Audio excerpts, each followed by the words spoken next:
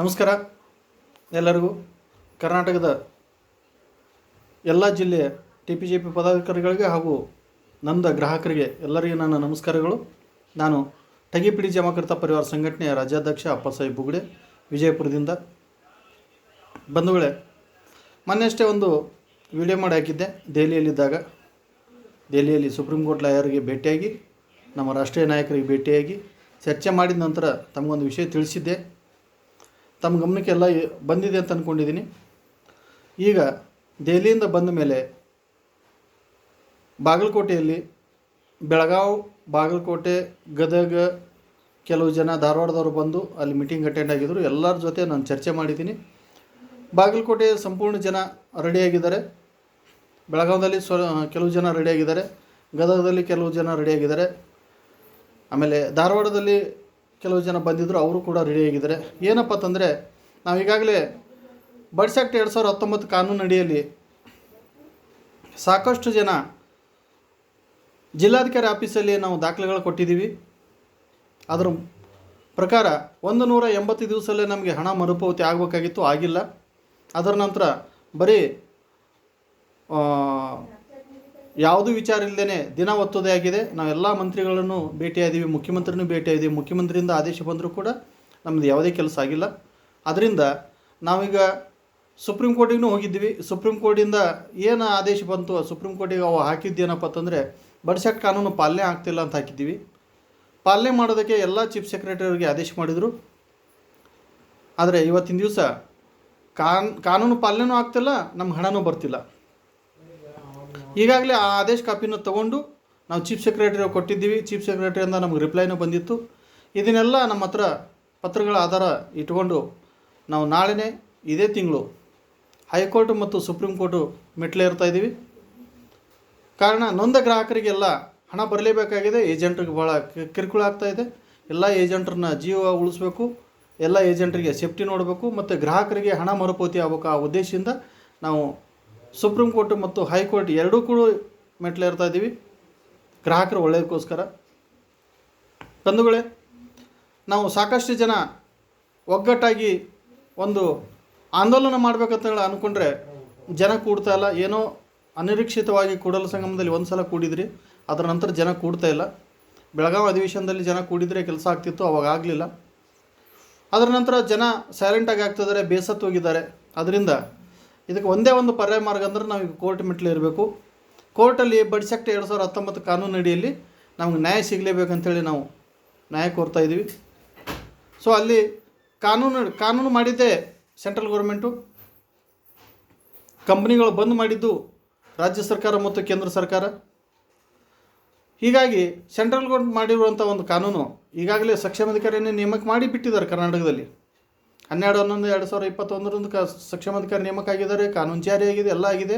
ಆದರೆ ನಮಗಿನ್ನೂ ದುಡ್ಡು ಕೊಡ್ತಾಯಿಲ್ಲ. ಅದಕ್ಕೋಸ್ಕರ ನಾವು ಕಾನೂನು ಹಿಡ್ಕೊಂಡು ಕೋರ್ಟ್ ಮೆಟ್ಲು ಹತ್ತಾ ಇದ್ದೀವಿ. ಬಂಧುಗಳೇ, ಇಲ್ಲಿ ಉದ್ದೇಶ ಇಷ್ಟೇ, ಸಾಕಷ್ಟು ಜನ ನಮಗೆ ಸಪೋರ್ಟ್ ಮಾಡದೆ, ಬೆಂಬಲ ಕೊಡದೆ ಉಳಿದಿರುವಂಥ ಕೆಲವು ಜನ ಏನು ಮುಂದೆ ಹೋಗಿ ಹೋರಾಟ ಮಾಡ್ತಾ ಇದ್ದಾರೆ, ಅವ್ರಿಗೆ ಬಂದ್ರೆ ನಮಗೂ ಬರುತ್ತೆ ಅನ್ನೋ ಒಂದು ಉದ್ದೇಶದಿಂದ ಭಾಳಷ್ಟು ಜನ ಕೂತಿದ್ರಲ್ಲ. ಅದರಿಂದ ನಾವು ಇವತ್ತು ಕೋರ್ಟ್ ಮೆಟ್ಲು ಹತ್ತಬೇಕಾಗಿದೆ. ಯಾಕಂದರೆ ಎಲ್ಲರೂ ಒಗ್ಗಟ್ಟಾಗಿ ಬಂದಿದ್ದರೆ ಬರೀ ಕೋರ್ಟಿಗೆ ಹೋಗೋದೇನಿಲ್ಲ, ಬರೀ ಒಂದು ಆಂದೋಲನದಿಂದ ಕೆಲಸ ಆಗಿ ಹೋಗೋದಿತ್ತು, ಅದಾಗಲಿಲ್ಲ. ಅದರಿಂದ ನಾವೀಗ ಕೋರ್ಟ್ ಮೆಟ್ಲು ಹತ್ತಾ ಇದ್ದೀವಿ. ಬಂಧುಗಳೇ, ಕೋರ್ಟ್ ಮೆಟ್ಲು ಹತ್ತಾ ಇರೋದು ಇಡೀ ಕರ್ನಾಟಕದ ಎಲ್ಲ ನೊಂದ ಗ್ರಾಹಕರ ಪೈಕಿ ಪರವಾಗಿ ನಾನು ಒಬ್ಬನೇ ಕೋರ್ಟಿಗೆ ಹೋಗ್ತಾ ಇದ್ದೀನಿ. ಎಲ್ಲರೂ ಬರಬೇಕಾಗಿಲ್ಲ, ನಾನು ಒಬ್ಬನೇ ಹೋಗ್ತಾ ಇದ್ದೀನಿ. ಬರೀ ಎಲ್ಲರದ್ದು ಒಂದು ಲಿಸ್ಟ್ ಬಂದರೆ ಸಾಕು ನನ್ನ ಕಡೆ. ಎಲ್ಲರದ್ದು ಅಂದರೆ ಏನು, PSL ಆಗಿರ್ಬೋದು, ಗರಿಮಾ ಆಗಿರ್ಬೋದು, ಸಾಯಿ ಪ್ರಸಾದ್ ಆಗಿರ್ಬೋದು, ಅಗ್ರಿ ಗೋಲ್ಡ್ ಆಗಿರ್ಬೋದು, ಶಿವನ್ ಹಿಲ್ಸ್ ಆಗಿರ್ಬೋದು, ಅಗ್ರಿ ಹಿಲ್ಸ್ ಆಗಿರ್ಬೋದು, ಮೈತ್ರಿ ಆಗಿರ್ಬೋದು, ಹಿಂದೂಸ್ತಾನ್ ಆಗಿರ್ಬೋದು, ಅನೇಕ ಕಂಪ್ನಿಗಳು ಕರ್ನಾಟಕದಲ್ಲಿ ಎಷ್ಟು ಕಂಪ್ನಿ ಮುಳುಗಿ ಹೋಗಿದಾವೋ ಎಷ್ಟು ಕಂಪ್ನಿಗಳ ಲಿಸ್ಟ್ಗಳು ಬಂದರೂ ನಾನು ತೊಗೊಂಡು ಹೋಗಿ ರೆಡಿ ಇದ್ದೀನಿ. ಬರದೇ ಇದ್ದರೂ ಅವ್ರದ್ದು ಬಿಟ್ಟು ಹೋಗಿ ಯಾರು ಕೊಟ್ಟಿರೋದಾರು ಅವ್ರದ್ದಷ್ಟೇ ತೊಗೊಂಡು ನಾನು ಕೋರ್ಟ್ ಮೆಟ್ಲೇರಕ್ಕೆ ರೆಡಿ ಇದ್ದೀನಿ. ಕೋರ್ಟಿನ ವಿಷಯ ಈಗಾಗಲೇ ಎಲ್ಲ ಫೈನಲ್ ಆಗಿದೆ, ವಕೀಲರು ಫೈನಲ್ ಆಗಿದೆ, ಯಾವ ರೀತಿ ಮಾಡೋದಂತ ಫೈನಲ್ ಆಗಿದೆ. ಜನರ ಲಿಸ್ಟ್ ಬರಬೇಕಾಗಿದೆ. ಅದರ ಖರ್ಚು ವೆಚ್ಚಿಂದು ಜನ ಸಹಕಾರ ಮಾಡಬೇಕಾಗಿದೆ. ಅದು ಯಾವ ರೀತಿ ಏನು ಅಂಥೇಳಿ ಮೀಟಿಂಗ್ದಲ್ಲಿ ಮಾತಾಡೋಣ. ಬಂಧುಗಳೇ, ಈಗಾಗಲೇ ಬಾಗಲಕೋಟೆಯಲ್ಲಿ ಮೀಟಿಂಗ್ ಆಯಿತು. ಬಾಗಲಕೋಟೆ ಜನ ಸಪೋರ್ಟ್ ಮಾಡ್ತಾ ಇದ್ದಾರೆ, ಯಾವತ್ತೂ ನನ್ನ ಜೊತೆನೇ ಇದ್ದಾರೆ ಬಾಗಲಕೋಟೆದವರು. ಬೀದರಲ್ಲಿ ಮೀಟಿಂಗ್ ಆಯಿತು, ಬೀದರ್ದವರು ಸಪೋರ್ಟ್ ಮಾಡ್ತಾ ಇದ್ದಾರೆ. ಈ ನಾಳೆ ಬೆಂಗಳೂರು 22ನೇ ತಾರೀಕು ಬೆಂಗಳೂರಲ್ಲಿ ಮೀಟಿಂಗ್ ಇದೆ ತರಬನಹಳ್ಳಿಯಲ್ಲಿ. ಬೆಂಗಳೂರು ನಗರ ಜನ, ತುಮಕೂರು ಜನ, ಕೋಲಾರ ಜನ, ಮೈಸೂರು ಜನ ಎಲ್ಲ ಅಲ್ಲಿ ಸೇರೋರು ಇದ್ದಾರೆ. ಎಲ್ಲರೂ ಸಪೋರ್ಟ್ ಮಾಡ್ತಾ ಇದ್ದಾರೆ. ಕೆಲವಷ್ಟು ಜನ ಇನ್ನೂ ಕಾಯ್ತಾ ಇದ್ದಾರೆ. ಕಾಯ್ದಾದ್ರೆ ನಮ್ಮದೇನು ಅಭ್ಯಂತರ ಇಲ್ಲ, ಕಾಯ್ಕೋದು ಕೂಡ್ರಿ. ಹಾವೇರಿಯವರು ಇವತ್ತಷ್ಟೇ ಫೋನ್ ಮಾಡಿದರು. ಬಹುತೇಕ ಬೆಂಗಳೂರು ಆದ ಕೂಡಲೇ ಹಾವೇರಿಗೆ ಒಂದು ಡೇಟ್ ಕೊಡೋಣ ಅಂತ ವಿಚಾರ ಮಾಡಿದ್ದೀನಿ. ಹಾವೇರಿಯಲ್ಲಿ ಕೂಡ ಮೀಟಿಂಗ್ ಆಗುತ್ತೆ. ಬಟ್ ಪ್ರತಿ ಜಿಲ್ಲೆಯಲ್ಲಿ ಎಲ್ಲ ಮೀಟಿಂಗ್ ಮಾಡೋಕ್ಕಾಗಲ್ಲ. ಯಾಕಂತಂದರೆ ಜೂನ್ 31 ಇದನ್ನು ನಾವು ಫೈಲ್ ಮಾಡಬೇಕಾಗಿದೆ. ಯಾಕಂದರೆ ವಕೀಲರ ಜೊತೆ ನಾನು ಡೇಟ್ ಮಾತಾಡ್ಕೊಂಡಿದ್ದೀನಿ. ಜೂನ್ 31 ನಾನು ಫೈಲ್ ಮಾಡೋಕ್ಕೆ ಎಲ್ಲ ವ್ಯವಸ್ಥೆ ಮಾಡಬೇಕಾಗಿದೆ. ಬಂಧುಗಳೇ, ಇಲ್ಲಿ ದಾಖಲಾತಿ ಅಂದರೆ ಏನು? ಗ್ರಾಹಕರ ಕಡೆಯಿಂದ ನನಗೆ ಸಿಗಬೇಕಾಗಿದ್ದು ಆ ನೊಂದ ಗ್ರಾಹಕರ ಹೆಸರು, ಅದರದ್ದೊಂದು ಕಾಲಮ್ ಮಾಡಿಕೊಂಡು, ನಾನು ಈಗಾಗಲೇ ಗ್ರೂಪಲ್ಲೆಲ್ಲ ಕಾಲಮ್ ಹಾಕಿದ್ದೀನಿ. ಕಾಲಮ್ ಮಾಡಿಕೊಂಡು ಕಾಲಮ್ 1 ಅದರ ಮುಂದೆ ಗ್ರಾಹಕರ ಹೆಸರು, ಅದರ ಮುಂದೆ ಅವ್ರ ವಿಳಾಸ, ಕರೆಕ್ಟಾಗಿ ವಿಳಾಸ.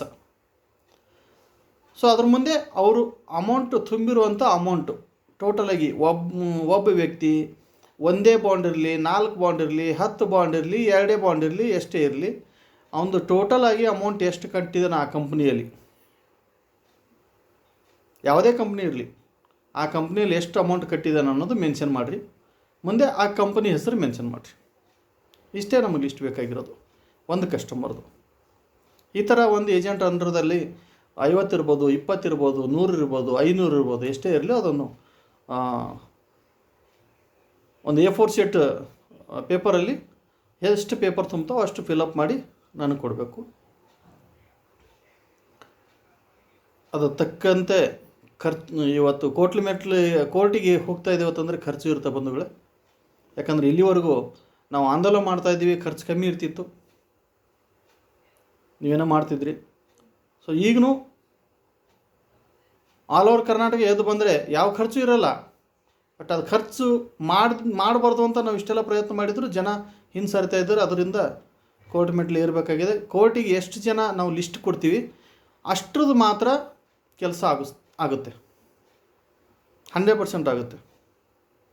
ಬಡ್ಸೆಟ್ ಕಾನೂನಲ್ಲಿ ಏನು ಪ್ರಯೋಜನ ಇದೆ ಆ ಪ್ರಯೋಜನ ಪ್ರಕಾರ ನಾವು ಹೋಗ್ತಾಯಿದ್ದೀವಿ. ಕೋರ್ಟ್ ಮೆಟ್ಲು ಹೋದಾಗ ಅವ್ರ ಕೆಲಸ ಏನಾಗುತ್ತೆ ಅಂದರೆ ಎಷ್ಟು ಜನ ಕೋರ್ಟಿಗೆ ಲಿಸ್ಟ್ ಕೊಡ್ತಾರೆ ಅವ್ರದ್ದು ಕೆಲಸ ಮಾತ್ರ 100% ಆಗುತ್ತೆ. ಅಂದರೆ ಅವ್ರ ಪರವಾಗಿ ಆದೇಶ ಆಗುತ್ತೆ. ಯಾಕಂದರೆ ನೊಂದ ಗ್ರಾಹಕರ ಪರವಾಗಿ ಕೋರ್ಟ್ ಇದ್ದೇ ಇರುತ್ತೆ. ಯಾವನೋ ಸುಲ್ಗಿ ಮಾಡ್ಕೊಂಡು ಹೋಗಿದ್ದಾನೆ ಅಂತಂದ್ರೆ ಅವನ ಪರವಾಗಿ ಕೋರ್ಟ್ಗೆ ಆದೇಶ ಕೊಡಲ್ಲ, ನೊಂದ ಗ್ರಾಹಕರ ಪರವಾಗಿ ಆದೇಶ ಇರುತ್ತೆ. ಆದರೆ ನಾವಿಲ್ಲಿ ಹೋಗ್ತಾ ಇರೋದು ಯಾವುದೇ ಕಂಪ್ನಿ ವಿರುದ್ಧ ಅಲ್ಲ. ಕಾನೂನು ಮಾಡಿನೂ ಕಾನೂನು ಪರಿಪಾಲನೆ ಮಾಡದೆ ಆ ಕಾನೂನಲ್ಲಿ ನಮಗೆ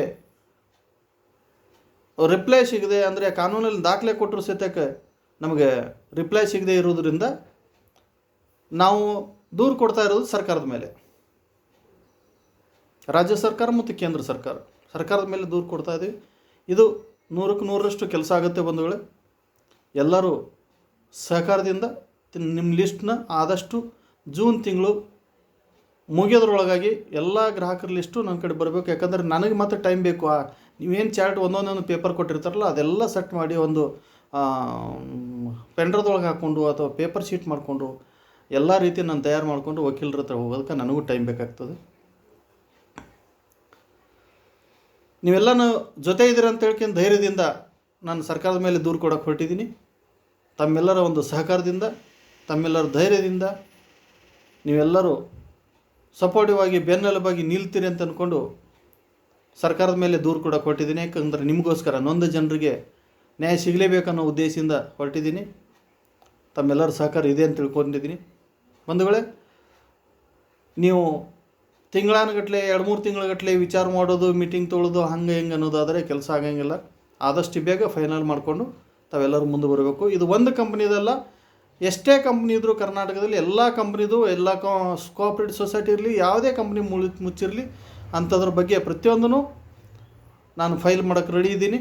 ಎಲ್ಲನೂ ಕೋರ್ಟ್ ಮೆಟ್ಲು ಹೋಯ್ತೀನಿ, ಫೈನಲ್ ಮಾಡ್ಕೊಂಡು ಬರ್ತೀನಿ. ಇದ್ರ ನ್ಯಾಯ ತೊಗೊಂಡೇ ಬರ್ತೀವಿ. ಯಾಕಂದರೆ ಬಡ್ಸ್ ಆ್ಯಕ್ಟಲ್ಲಿ ಅಷ್ಟೊಂದು ತಾಕತ್ತಿದೆ, ಬಡ್ಸ್ ಆ್ಯಕ್ಟ್ ಕಾನೂನಲ್ಲಿ ಅಷ್ಟೊಂದು ಪ್ರೊವಿಷನ್ ಕೊಟ್ಟಿದ್ದಾರೆ. ಆದರೆ ಸರ್ಕಾರ ಮಾತ್ರ ಕಣ್ಣು ಮುಚ್ಕೊಂಡು ಕೂತಿದೆ. ಇದಕ್ಕೆ ಕೋರ್ಟಿಂದನೇ ಉತ್ತರ ಸಿಗಬೇಕು. ಸುಪ್ರೀಂ ಕೋರ್ಟಿಂದ ಮತ್ತು ಹೈಕೋರ್ಟಿಂದ ಉತ್ತರ ಕೊಡಿಸ್ತೀವಿ. ಆದಷ್ಟು ಬೇಗ ಎಲ್ಲರೂ ಒಂದಾಗಿ ಸಪೋರ್ಟಿಗೆ ಬನ್ನಿ ಅಂತ ನಿಮಗೆ ನಾನು ವಿನಂತಿ ಮಾಡ್ಕೊಳ್ಳಲ್ಲ. ಯಾಕಂತಂದರೆ ನಿಮ್ಮ ಇಷ್ಟ. ನಿಮಗೇನಾದರೂ ಅವಶ್ಯಕತೆ ಇಲ್ಲ, ನಮ್ಗೆ ಬಂದಾಗ ಬರ್ತವೆ, ನಾವ್ಯಾಕೆ ಹೋಗೋಣ ಕೋರ್ಟಿಗೆ, ನಾವ್ಯಾಕೆ ಖರ್ಚು ಮಾಡೋಣ, ನಾವೇ ಕಷ್ಟಪಡೋಣ ಅನ್ನೋದಾದರೆ ತಾವು ಅಭ್ಯಂತರ ಇಲ್ಲ, ತಾವು ಕೂಡ್ಬೋದು. ನಾವು ಯಾರಿಗೂ ಒತ್ತಾಯ ಮಾಡಲ್ಲ. ಆದರೆ TPJP ಸಂಘಟನೆಯಲ್ಲಿ ಎಷ್ಟು ಜನ ಬಂದಿದ್ದಾರಲ್ಲ ಅಷ್ಟು ಜನ ನನಗೆ ಒತ್ತಾಯ ಮಾಡ್ತಾಯಿದ್ದಾರೆ. ಅವರಿಂದ ನಾನು ಕೋರ್ಟ್ ಮೆಟ್ಲು ಹತ್ತಾ ಇದ್ದೀನಿ. ಸೊ ಅವ್ರ ಪರವಾಗಿ ನಾನು ಹೋಗ್ತಾ ಇದ್ದೀನಿ. ಅವರಿಗಂತೂ ನ್ಯಾಯ ಕೊಡಿಸುವಂಥ ನಂದೊಂದು ಕರ್ತವ್ಯ ಆಗಿದೆ. ಅವ್ರಿಗೆ ನ್ಯಾಯ ಕೊಡಿಸ್ತೀನಿ. ಅವ್ರ ಜೊತೆ ಎಷ್ಟು ಜನ ಬರ್ತಾರೋ ಅವ್ರಿಗೂ ಕೊಡಿಸ್ತೀನಿ. ನನ್ನ ಕಡೆ ಬಂದಿರುವಂಥ ಗ್ರಾಹಕರ ಲಿಸ್ಟ್ ಮಾತ್ರ ಕೋರ್ಟಿಗೆ ಹೋಗುತ್ತೆ. ಇಲ್ಲಾಂದರೆ ಅದು ಯಾವುದು ಏನು ನಿಮ್ಮಲ್ಲಿ ಏನೇನೋ ಗೋಲ್ಮಾಲ್ ಆಗ್ತಿದ್ರೆ ಅದು ನನಗೆ ಯಾವುದು ಗೊತ್ತಿರಲ್ಲ, ನನಗದು ಸಂಬಂಧವೂ ಇರಲ್ಲ. ಹೊರಗಿಂದವ್ರಿಗೆ ನನ್ನ ಬಿಟ್ಟು ಹೊರಗಿಂದವ್ರಿಗೆ ಏನಾದರೂ ಗೋಲ್ಮಾಲ್ ಆದರೆ ನನಗೆ ಯಾವುದು ಗೊತ್ತಿಲ್ಲ, ನನಗೆ ಸಂಬಂಧ ಇಲ್ಲ. ನನ್ನ ತನಕ ಯಾವ ಪೇಪರ್ಸ್ ಬರ್ತಾವೆ ಅವೆಲ್ಲ ಕೋರ್ಟಿಗೆ ಹೋಗ್ತವೆ. ತಾವು ಗಮನ ಹರಿಸಿ ಎಲ್ಲರೂ ಒಕ್ಕಟ್ಟಾಗಿ ನಿಲ್ಲಬೇಕು. ನಿಮ್ಮ ಜಿಲ್ಲೆಯಲ್ಲಿ ಸಂಘಟನೆ ಆ್ಯಕ್ಟಿವ್ ಇದೆಯೋ ಬಿಟ್ಟಿದೆಯೋ, ಏನು ಮಾಡ್ತಾಯಿದ್ರೆ ಏನಿಲ್ಲ ತಿಳ್ಕೊಳ್ಳೋಷ್ಟು ಇದು ಇಲ್ಲ. ಯಾಕಂತಂದರೆ ಅಷ್ಟೊಂದು ರಿಸ್ಕಲ್ಲಿದ್ದೀವಿ. ನೀವೇ ವಿಚಾರ ಮಾಡಬೇಕು. ನಿಮ್ಮ ಜಿಲ್ಲೆಯಲ್ಲಿ ಜನ ಆ್ಯಕ್ಟಿವ್ ಇದ್ದಾರೋ, ಸಂಘಟನೆ ಆ್ಯಕ್ಟಿವ್ ಇದೆಯೋ ಇಲ್ಲ ನೋಡಿರಿ. ಇಲ್ಲ ಅಂತಂದರೆ ಸೀದಾ ನಮ್ಮ ಹತ್ರ ಬನ್ನಿರಿ, ನನ್ನ ಹತ್ರ ದಾಖಲೆ ಕೊಡ್ರಿ, ಅಂದರೆ ಲಿಸ್ಟ್ ಕೊಡ್ರಿ. ಎಲ್ಲರೂ ಸಂಪರ್ಕ ಮಾಡಬೇಕು. ಆದರೆ ಫೋನಲ್ಲಿ ಮಾತ್ರ ಎಲ್ಲ ವಿಚಾರನ ಕೇಳಿಕೊಂಡು ಬರೋದಾದರೆ ಬರಬೇಕು ಹೋಗಬೇಡಿ. ಫೋನಲ್ಲಿ ಯಾವ ವಿಷಯ ನಿಮ್ಗೆ ತಿಳಿಸಲ್ಲ, ಮೀಟಿಂಗಲ್ಲಿ ಮಾತ್ರ ನಾನು ತಿಳಿಸೋದು ಅಂತೇಳಿ ಹೇಳ್ತಾ, ಸದಾ ಫೋನ್ ಯೂಸ್ ಮಾಡೋದನ್ನು ಸಾವಿರಾರು ಕಸ್ಟಮರ್ ಫೋನ್ ಮಾಡ್ತಾ ಇರ್ತಾರೆ ದಿನ. ನಾನು ಎಲ್ಲರಿಗೂ ಉತ್ತರ ಕೊಡೋಕ್ಕಾಗಲ್ಲ. ಬಂಧುಗಳೇ, ಮೀಟಿಂಗ್ ಇದ್ದಲ್ಲಿ ಮಾತ್ರ ಬಂದು ಅಟೆಂಡ್ ಆಗಿರಿ, ಎಲ್ಲ ವಿಷಯ ತಿಳ್ಕೊಡ್ರಿ, ಮುಂದೆ ಬರ್ರಿ ಅಂತ ಹೇಳ್ತಾ ನಾನು 2 ಮಾತನ್ನ ಮುಗಿಸ್ತಾ ಇದ್ದೀನಿ. ಸುಪ್ರೀಂ ಕೋರ್ಟಿಗೆ ಮತ್ತು ಹೈಕೋರ್ಟಿಗೆ ಇದೇ ತಿಂಗಳು 30ರ ನಂತರ ನಾನು ಹೋಗ್ತಾ ಇದ್ದೀನಿ. ಅಷ್ಟರೊಳಗೆ ನನ್ನ ಹತ್ರ ಎಲ್ಲ ಡೀಟೇಲ್ಸ್ ಬರಬೇಕು. ಅಂದರೆ ಡೀಟೇಲ್ಸ್ ಅಂದರೆ ಗ್ರಾಹಕರ ಹೆಸರು, ವಿಳಾಸ, ಅವರ ಅಮೌಂಟು, ಕಂಪ್ನಿ ಅಷ್ಟೇ. ಯಾಕಂದರೆ ಉಳಿದೆಲ್ಲ ನೀವು ಜಿಲ್ಲಾಧಿಕಾರಿ ಆಫೀಸಲ್ಲಿ ಕೊಟ್ಟಿದ್ದೀರಾ, ಅದನ್ನು ಅವರೇ ಮಾಡ್ತಾರೆ. ಅದಕ್ಕೆ ಮುಂದೆ ದಾರಿ ಸಿಗುತ್ತೆ ಅದಕ್ಕೆ. ಹೌದ್ರೆ ಇಷ್ಟು ಹೇಳಿ ನಾನು 2 ಮಾತನ್ನ ಮುಗಿಸ್ತೀನಿ. ಇದು ಎಲ್ಲ ಕಂಪ್ನಿಯವ್ರಿಗೆ ಸಂಬಂಧಪಟ್ಟದ್ದು ಅಂತೇಳಿ ತಿಳ್ಕೊಂಡು ತಾವು ಸಹಕಾರದಲ್ಲಿ ಬರಬೇಕಂತೇಳಿ ನನ್ನ ಅನಿಸಿಕೆ. ನಮಸ್ಕಾರ ಬಂಧುಗಳು.